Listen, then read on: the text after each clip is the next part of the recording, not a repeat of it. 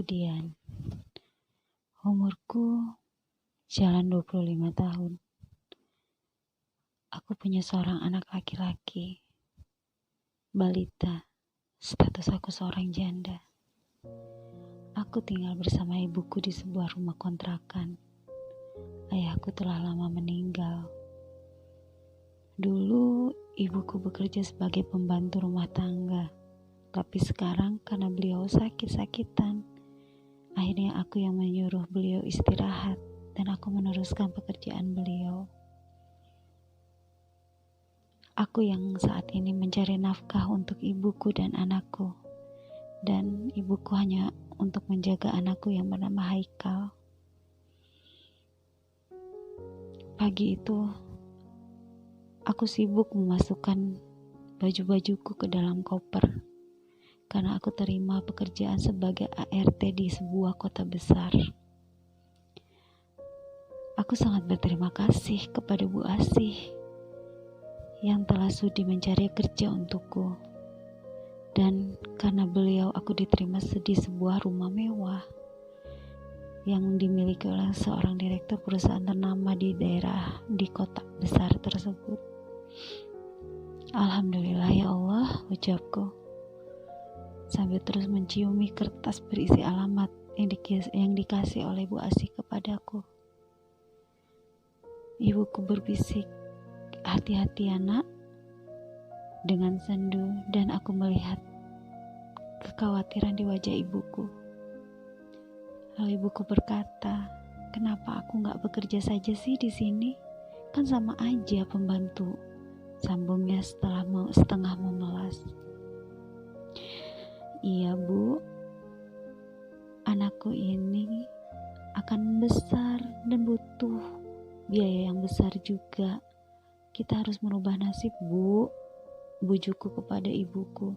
"Apa kita akan seperti ini saja tanpa ada perubahan?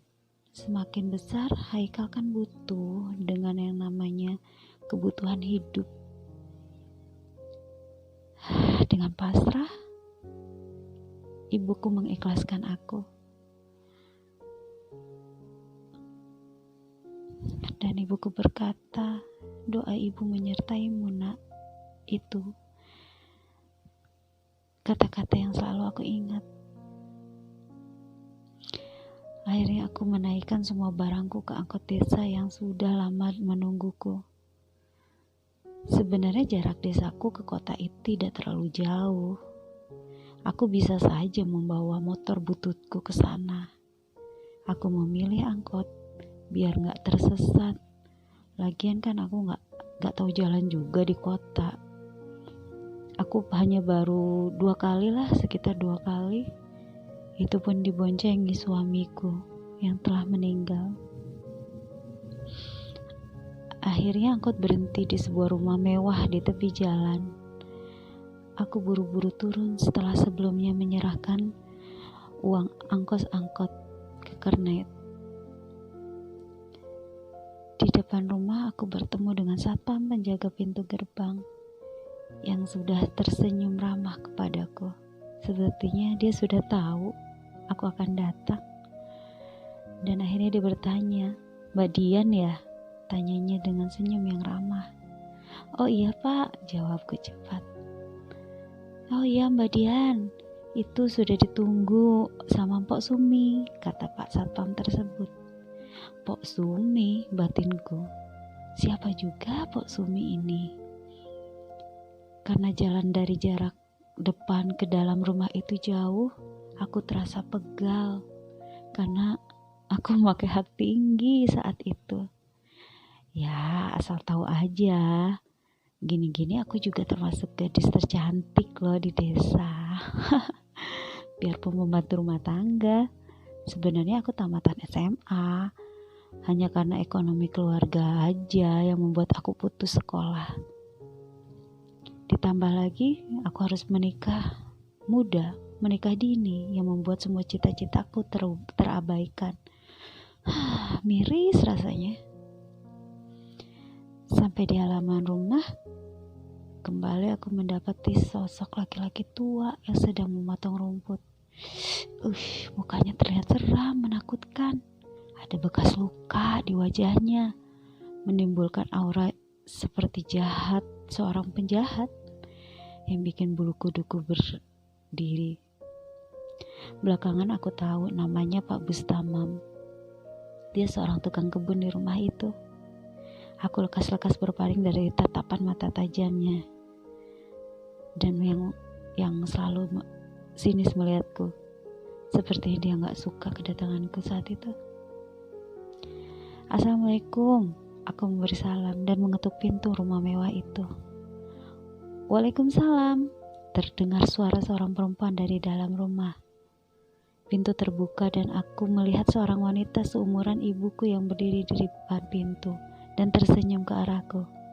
Mbak Dian kan? Ayo, silakan masuk. Dia mengambil barang bawaan aku dan membawanya masuk. Aku Mpok Sumi. Wanita itu memperkenalkan diri. Sesaat setelah di kamar,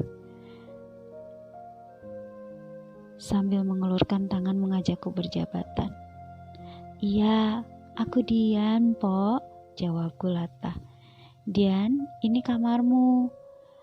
Maaf, Mpok gak sempet bersih-bersih, banyak kerjaan dari tadi pagi.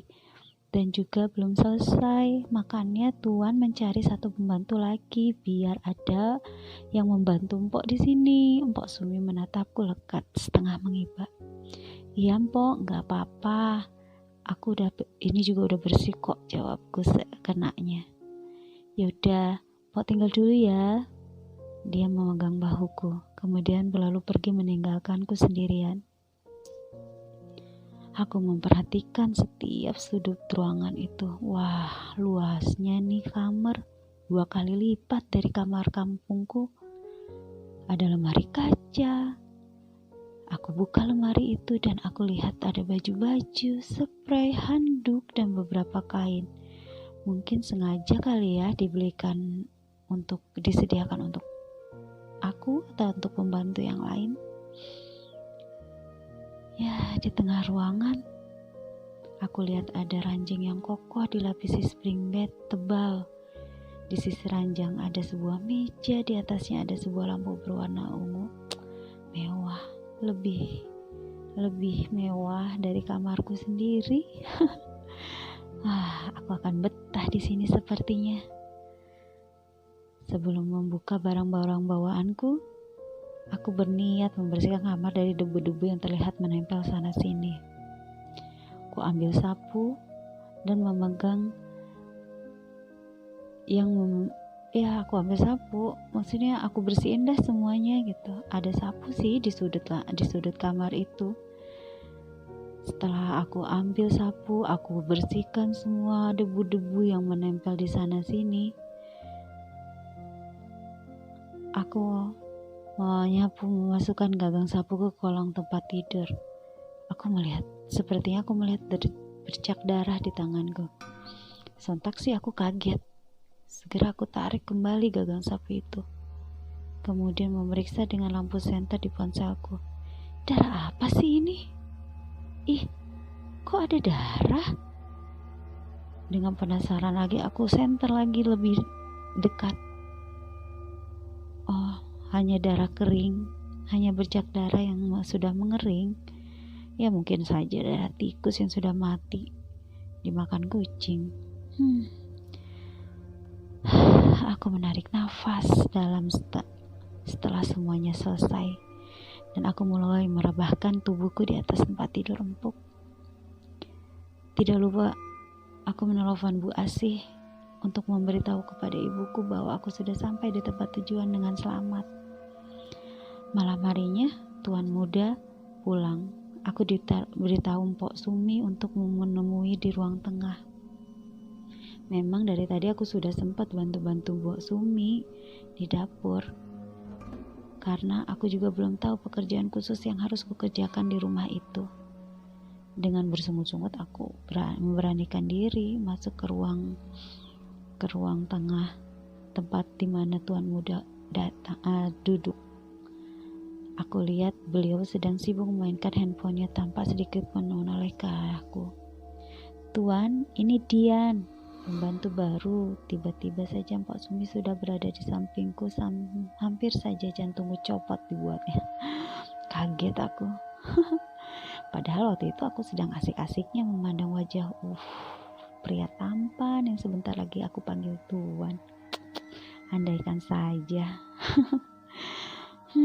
Aku bergumam, menoleh sedikit ke arahku, dan kembali tuan muda itu menunduk ke layar HP-nya dan bertanya kembali, "Siapa namamu?" Kembali aku bertanya. Kembali tuan muda itu bertanya, padahal tadi kan Mbok Sumi sudah menjelaskan namaku siapa. "Dian tuan muda," jawabku pelan. "Kamu bekerja sesuai aturan Pak Sumi ya. Biar dia saja yang memberitahu apa saja tugasmu di sini, oke?" Aku melihat, dia melihat ke arahku. Kali ini lebih lama. Iya tuan, jawabku gagap. Ganteng banget sih. Tapi ya sudahlah. Dia itu tuanku. Ya sudahlah. Kalian boleh pergi, titahnya dengan angkuh. Aku dan Pak Sumi kembali ke dapur menyiapkan makan malam. Setelah makan, kami semua pergi tidur. Perasaan aneh menyelimuti hatiku ketika sudah kembali ke kamar. Hawa kamar itu terasa lebih sejuk dari sebelumnya. Tubuhku merasa kedinginan, menggigil.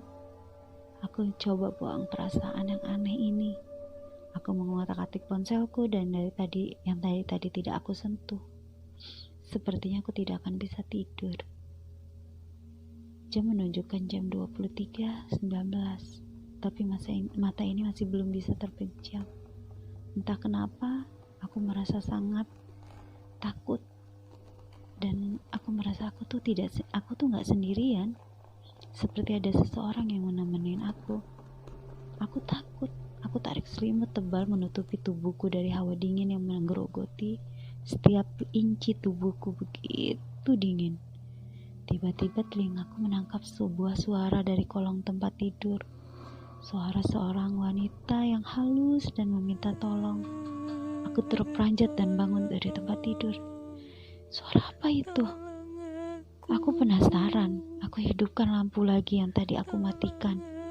Kemudian aku lihat kolong tempat tidur karena aku penasaran dengan sebuah senter di peganganku. Gak ada siapa-siapa. Aneh. Perasaanku semakin gak enak. Perasaanku semakin takut. Badanku berkeringat padahal cuaca saat itu dingin sekali aku rasakan. Tapi aku memutuskan tidur lagi dan berharap perasaan itu hanya sebuah perasaan saja. Lewat tengah malam aku mendengar suara isakan dari kolong tempat itu lagi. Saat itu aku sedang hoyong-hoyongnya, atau bisa dibilang antara tidur atau bangun. Entahlah. Suara itu pelan dan halus. Sepertinya perempuan itu lagi butuh bantuan aku. Aku merasakan penderitaannya. Sesak nafas, pengap, dan kayak ada bongkahan batu yang menindihi tubuhnya. Aku merasakan itu. Merasakan batu itu menghimpit tubuhku. Aku bersirik keras memindahkan seonggah batu itu. Tapi tenagaku lemas. Aku kewalahan. Aku bercucuran keringat membasahi baju tidurku malam itu. Aku masih saja berusaha mengangkat batu di dadaku dengan kedua tanganku. Tapi batu itu terasa berat. Karena batu itu besar sekali. Nafasku tersengal-sengal. La haula wala quwata illa billah, aku ucapkan. Ya Allah. Kring. Aku terjaga dengan bunyi alarm di ponselku yang masih terletak di dadaku.